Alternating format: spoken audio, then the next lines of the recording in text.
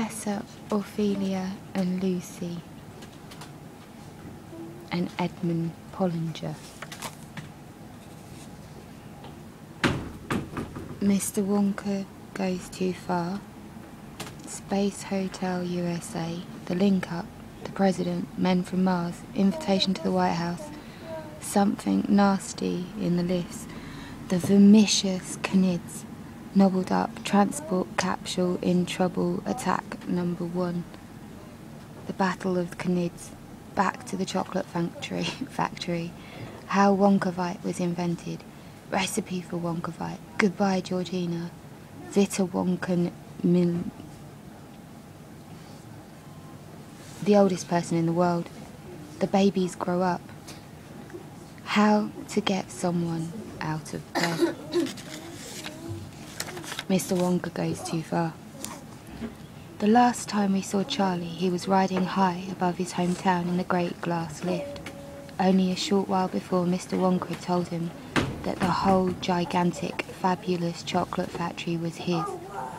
And now our small friend was returning in triumph with his entire family to take over. The passengers were in the lift.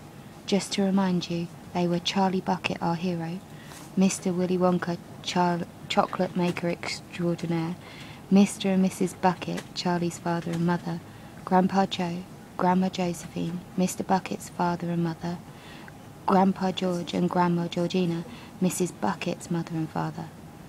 Grandma Josephine and Grandma Georgina and Grandpa George were still in bed, the bed having been pushed on board just before takeoff. Grandpa Joe, as you remember, had got out of bed to go round the chocolate factory with Charlie. The great glass lift was 1,000 feet up and cruising nicely. The sky was brilliant blue. Everybody on board was wildly excited at the thought of going to live in the famous chocolate factory. Grandpa Joe was singing. Charlie was jumping up and down. Mr. and Mrs. Bucket were smiling for the first time in years, and the 3 old ones in the bed were grinning at one another with pink, toothless gums. What in the world keeps this crazy thing up in the air? Croaked Grandma Josephine. Madame, said Mr. Wonka, it is not a lift any longer. Lifts only go up and down inside buildings. But now that it has taken us to the sky, it has become an elevator. It is the great glass elevator. And what keeps it up? And what keeps it up, said Grandma Josephine. Sky hooks, said Mr. Wonka. You amaze me, said Grandma Josephine. Dear lady, said Mr. Wonka, you are new to the scene and you have been with us a little longer. Dear lady, said Mr. Wonka, you are new to the scene. When you have been with us a little longer, nothing will amaze you. These sky hooks, said Grandma Josephine. I assume one end is hooked on to this contraption we're riding in, right? Right, said Mr. Wonka.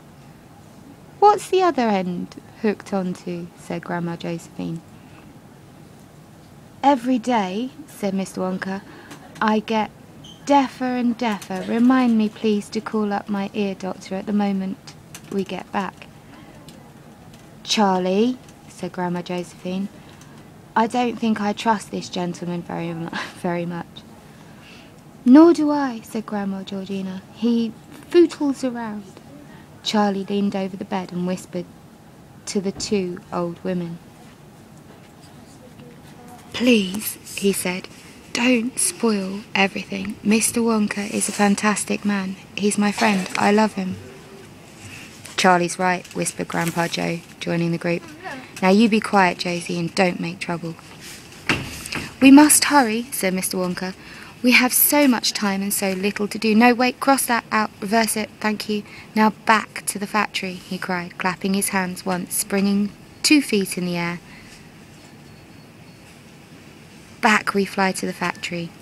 But we must go up before we can come down. We must go higher and higher.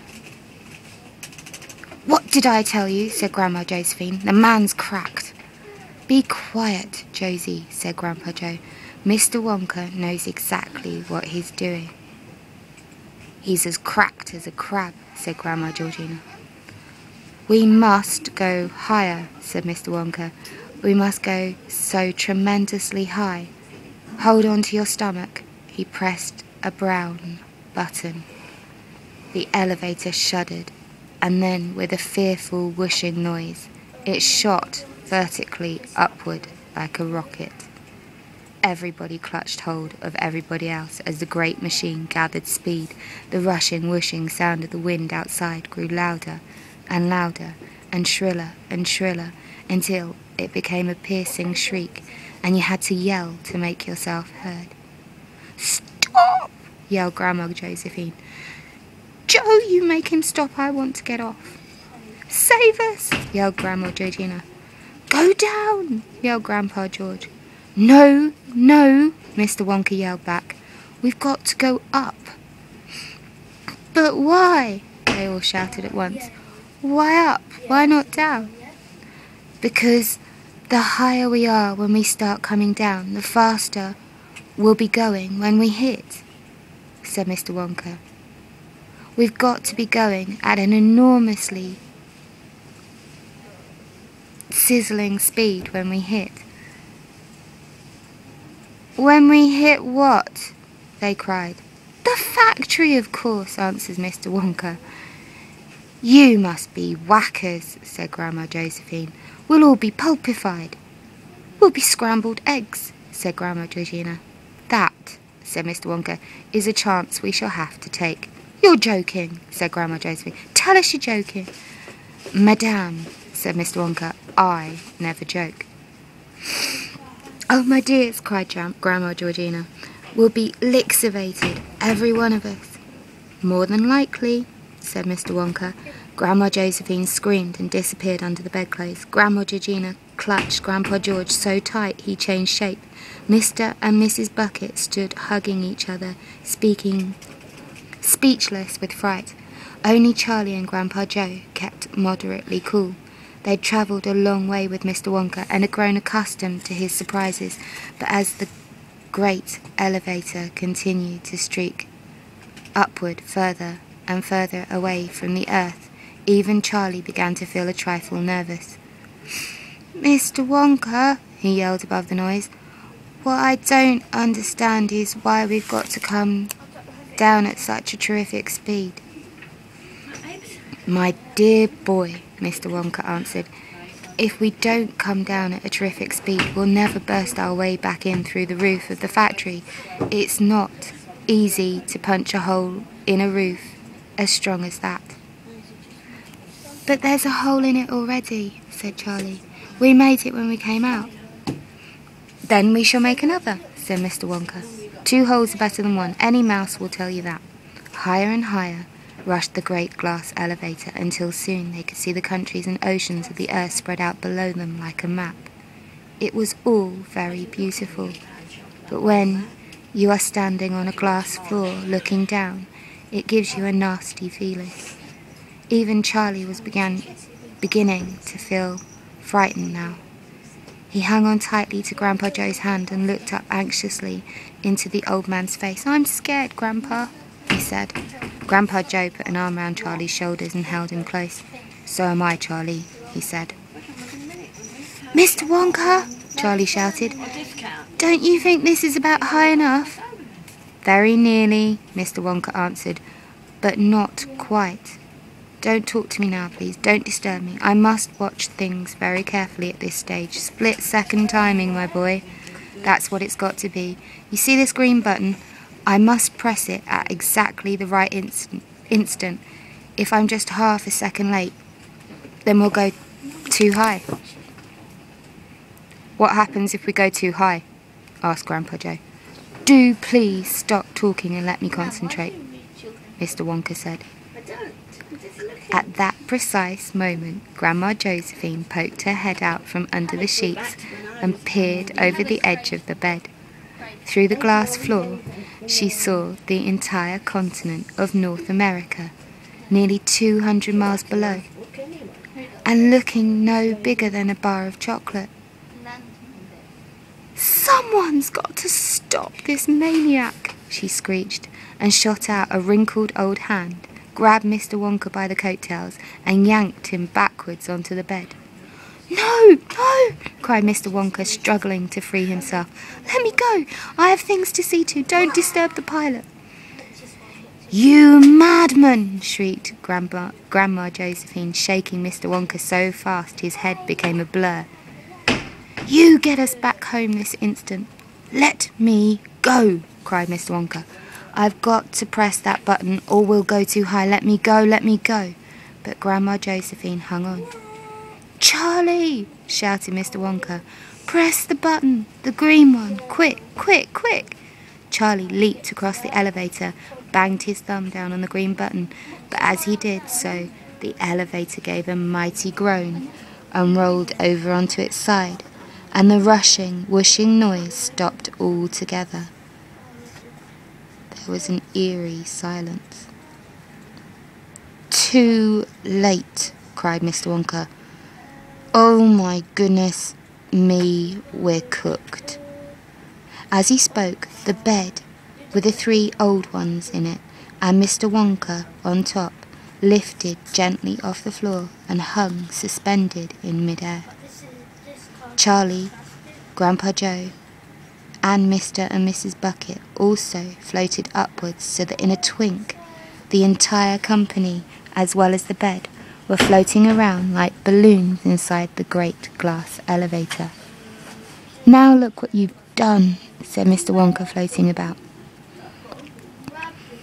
"What happened?" Grandma Josephine called out. She'd floated clear off the bed and was hovering near the ceiling in her nightshirt. "Did we go too far?" Charlie asked. "Too far?" asked Mr. Wonka. "Of course we went too far. You know where we've gone, my friends. We've gone into orbit." They gasped. They gaped. They stared. They were too flabbergasted to speak. "We are now rushing around the Earth at 17,000 miles an hour, Mr. Wonka said. "How's that grab you?" "I'm choking," Grandma Georgina gasped. "I can't breathe." "Of course you can't," said Mr. Wonka. "There's no air up here." He sort of swam across under the ceiling to a button marked oxygen. He pressed it. "You'll be all right now," he said. "Breathe away." "This is the queerest feeling," Charlie said, swimming about. I feel like a bubble." "It's great," said Grandpa Joe. "Feels as though I don't weigh anything at all." "You don't," said Mr. Wonka. "None of us weighs anything, not even 1 ounce." "What piffle," said Grandma Georgina. "I weigh 137 pounds exactly." "Not now you don't," said Mr. Wonka. "You're completely weightless."